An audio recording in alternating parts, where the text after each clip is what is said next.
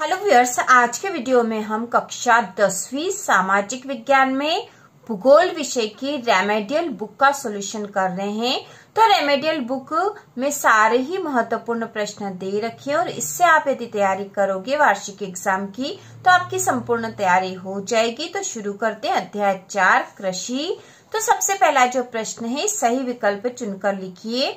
इसमें पहला है कृषि एक व्यवसाय है, तो कैसा व्यवसाय है? द्वितीयक, तृतीयक, प्राथमिक या अ और स दोनों? तो इसका उत्तर होगा प्राथमिक। ठीक है, प्राथमिक व्यवसाय है। दूसरा है कर्तन दहन कृषि प्रणाली का संबंध निम्न में से किससे है? तो कर्तन दहन कृषि प्रणाली है, उसका संबंध प्रारंभिक जीविका निर्वाह कृषि से। प्रारंभिक जीविका निर्वाह कृषि से यह उत्तर आएगा। इसके बाद तीसरा है मध्य प्रदेश में स्थानांतरित कृषि को निम्न में से किस नाम से जाना जाता है? तो मध्य प्रदेश में जो स्थानांतरित कृषि उसे बेबर के नाम से जाना जाता है। ठीक है, बेबर। इसके बाद चौथा है ओस, अमन, बोरो निम्न में से किस फसल की किस्में हैं?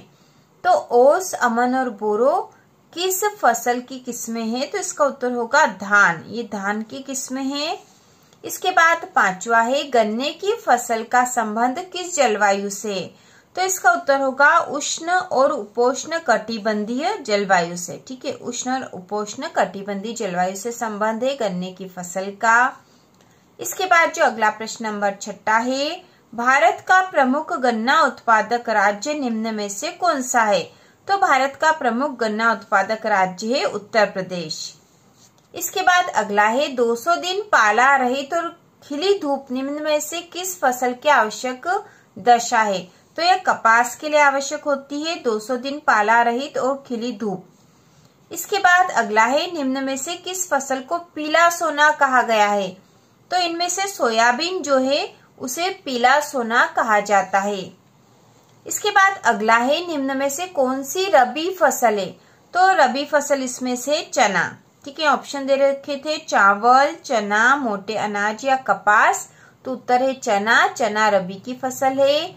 इसके बाद 10वां प्रश्न है भारत की 2/3 जनसंख्या किस कार्य में संलग्न है? तो इसका उत्तर है कृषि में।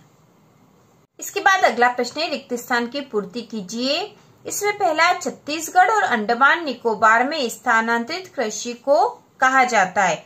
तो यहाँ पे स्थानांतरित कृषि को दीपा कहा जाता है, दीपा। इसके बाद दूसरा है देश में मूंगफली का प्रमुख उत्पादक राज्य है। तो मूंगफली का प्रमुख उत्पादक राज्य है गुजरात। तो यहाँ रिक्त स्थान में हम लिखेंगे गुजरात। इसके बाद तीसरा है कपास, जूट और सन फसलों के नाम है। तो कपास, जूट और सन रेशेदार फसलों के नाम है। रेशेदार फसलों के नाम है, तो यहाँ रिक्त स्थान में आएगा रेशेदार। इसके बाद चौथा है देश में रबड़ का सबसे बड़ा उत्पादक राज्य है। तो रबड़ का सबसे बड़ा उत्पादक राज्य है केरल। अगला 5वां रिक्त स्थान है भारत में कॉफी की प्रमुख किस्म है। तो कॉफी की प्रमुख किस्म है अरेबिका। अरेबिका। इसके बाद 6 है गेहूं का प्रति हेक्टेयर सर्वाधिक उत्पादन करने वाला राज्य है। तो गेहूं का सर्वाधिक उत्पादन जो प्रति हेक्टेयर करता है वो राज्य है पंजाब। पंजाब गेहूं का प्रति हेक्टेयर सर्वाधिक उत्पादन करने वाला राज्य है। इसके बाद अगला प्रश्न है ग्राम स्वराज की अवधारणा की देन है। तो ग्राम स्वराज की अवधारणा महात्मा गांधी की देन है। महात्मा गांधी की देन है। इसके बाद अगला है बीजों की नई संकर किस्मों का आविष्कार करने में शक्तिशाली पूरक के रूप में जानी जाती है। ठीक है, तो यहाँ पे जो रिक्त स्थान में आएगा जननिक इंजीनियरिंग। जननिक यहाँ पर ऊपर लिख देते हैं क्योंकि जगह कम है। जननिक इंजीनियरी, जननिक इंजीनियरिंग बीजों की नई संकर किस्मों का आविष्कार करने में शक्तिशाली पूरक के रूप में जानी जाती है। इसके बाद है 9वां फल व फूलों की कृषि फसल कहलाती है। तो फल व फूलों की कृषि जो है बागवानी फसल कहलाती है, बागवानी। तो इस प्रकार से रिक्त स्थान भरे जाएंगे। इसके बाद अगला प्रश्न है सही जोड़ी। तो यहाँ पे सही जोड़ी हम बना देंगे। तो सबसे खंड क और खंड ख दे रखे हैं। खंड क में है कपास, चावल, बाजरा, गन्ना, सोयाबीन, मूंगफली, चाय, मक्का, रागी। और खंड ख में सभी राज्यों के नाम है। यहाँ पर महाराष्ट्र, राजस्थान, पश्चिम बंगाल, मध्य प्रदेश, उत्तर प्रदेश, गुजरात, कर्नाटक, आंध्र प्रदेश और असम। तो सबसे पहला है कपास। तो कपास सबसे अधिक महाराष्ट्र में होता है, तो कपास की जोड़ी यहाँ महाराष्ट्र से बनेगी। दूसरा है जो चावल। तो चावल जो है यह पश्चिम बंगाल में अधिक होता है, तो चावल की जोड़ी पश्चिम बंगाल से बनानी है। इसके बाद तीसरे नंबर पे बाजरा है जो कि राजस्थान में अधिक होता है। चौथे नंबर पे गन्ना। तो गन्ना उत्तर प्रदेश में अधिक होता है। और अगला जो है सोयाबीन, यह मध्य प्रदेश में अधिक होता है। तो आपको जिसके सामने जो सही है वह यहाँ लिखना है। तो हम यहाँ आपको सीधे ही जोड़ी बनाकर बता रहे हैं, उसके बाद आप यहाँ लिख लेना। इसके बाद जो अगला है मूंगफली। तो मूंगफली जो है गुजरात में ही अधिक होती, तो इसकी जोड़ी यहीं बनेगी। इसके बाद है चाय। चाय असम में होती है सबसे अधिक। इसके बाद है मक्का। तो मक्का अधिक कर्नाटक में होती है। और रागी आंध्र प्रदेश में होती है। तो इस प्रकार से जोड़ियां बनेगी। इसके बाद अगली जो है सही जोड़ी बनाइए। उसमें स्थानांतरित कृषि के नाम और देश के नाम यहाँ दे रखे हैं। तो कृषि के नाम में है मिल्पा, कोनुको, रोका, मसोले, लदांग और रे। और देश है वेनेजुएला, मेक्सिको और मध्य अमेरिका, मध्य अफ्रीका, ब्राजील, वियतनाम और इंडोनेशिया। तो किस देश में स्थानांतरित कृषि को किस नाम से जाना जाता है यह बताना है। तो सबसे पहला मिल्पा। तो ये है मेक्सिको और मध्य अमेरिका में स्थानांतरित कृषि को मिल्पा कहा जाता है, तो इसकी जोड़ी यहाँ बनेगी। दूसरा है कोनुको। कोनुको वेनेजुएला में कहा जाता है। तीसरे नंबर पे रोका। रोका ब्राजील में कहा जाता है। चौथा है मसोले, यह मध्य अफ्रीका में कहा जाता है। इसके बाद पांचवें नंबर पे लदांग इंडोनेशिया में कहा जाता है।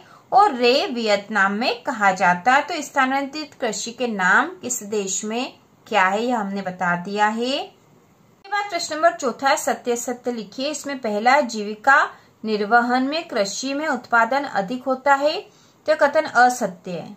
ठीक है, यह असत्य है, तो यहाँ असत्य हमें लिखना है। इसके बाद दूसरा है कृषि भूमि पर बढ़ता जनसंख्या का दबाव गहन जीविका कृषि की विशेषता है, तो कथन सत्य है। तीसरा है ज्वार, बाजरा और रागी भारत में उगाए जाने वाले मोटे अनाज की किस्में हैं, तो यह कथन भी सत्य है। इसके बाद अगला है कपास उत्पादन में महाराष्ट्र देश का सर्व प्रमुख राज्य है, तो कथन भी सत्य है। अगला है रबड़ भूमध्य रेखीय जलवायु का पौधा है, तो यह कथन सत्य है। इसके बाद है असम देश का सबसे अधिक चाय उत्पादन वाला राज्य है, तो कथन भी सत्य है। अगला जो है कृषि के क्षेत्र में क्रांतिकारी परिवर्तन लाने वाली योजना का नाम हरित क्रांति है, तो यह कथन भी सत्य है। इसके बाद है बाजरा के उत्पादन में राजस्थान का देश में प्रथम स्थान है, तो यह कथन सत्य है। और भूदान ग्रामदान आंदोलन को रक्तहीन क्रांति के नाम से भी जाना जाता है, तो यह कथन भी सत्य है। इसके बाद प्रश्न नंबर 5वां है एक वाक्य में उत्तर लिखिए। तो इसमें जो पहला प्रश्न है कपास के पौधे का मूल स्थान किस देश को माना है। कपास के पौधे का जो मूल स्थान है कौन से देश को माना गया है, तो यहाँ पे उत्तर आएगा भारत। ठीक है, मूल स्थान भारत को माना गया है। इसके बाद दूसरा है ग्रीष्म काल में बोई जाने वाली हरे चारे व सब्जियों की कृषि प्रारूप को कहा जाता है, तो इसे कहा जाता है जायद। जायद। इसके बाद तीसरा है विश्व में दालों के उत्पादन और उपयोग में भारत का स्थान है, तो विश्व में दालों के उत्पादन और उपयोग में भारत का स्थान प्रथम है। चौथा है चाय की खेती किस प्रकार की कृषि है, तो चाय की खेती रोपण कृषि है। रोपण कृषि। अगला 5वां है अलसी और सरसों की फसल किस ऋतु में बोई जाती है, तो अलसी और सरसों की जो फसल है वह शीत ऋतु में बोई जाती है। शीत ऋतु में बोई जाती है। इसके बाद है देश की सबसे प्रमुख तिलहन फसल का नाम लिखिए। तो सबसे प्रमुख तिलहन फसल में है मूंगफली, सरसों, सोयाबीन।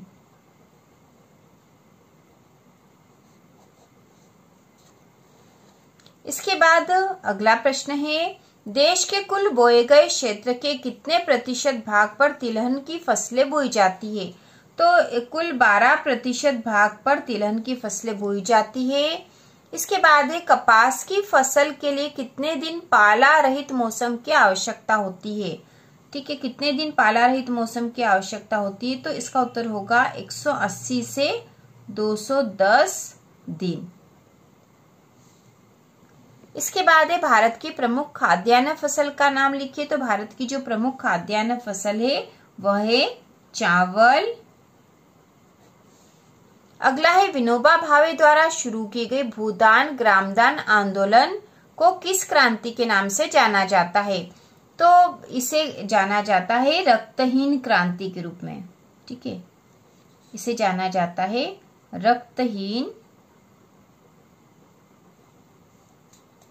रक्तहीन क्रांति के रूप में जाना जाता है। तो इस प्रकार से हमने एक वाक्य में उत्तर वाले प्रश्न भी कर लिए हैं। तो इस प्रकार हम सामाजिक विज्ञान की संपूर्ण तैयारी करने वाले हैं। रेमेडियल बुक भी फुल सॉल्यूशन होगा क्योंकि सारे ही प्रश्न बहुत ही महत्वपूर्ण हैं। तो इसी प्रकार के और वीडियो देखने के लिए कक्षा 10वीं की संपूर्ण तैयारी करने के लिए चैनल को सब्सक्राइब कीजिए।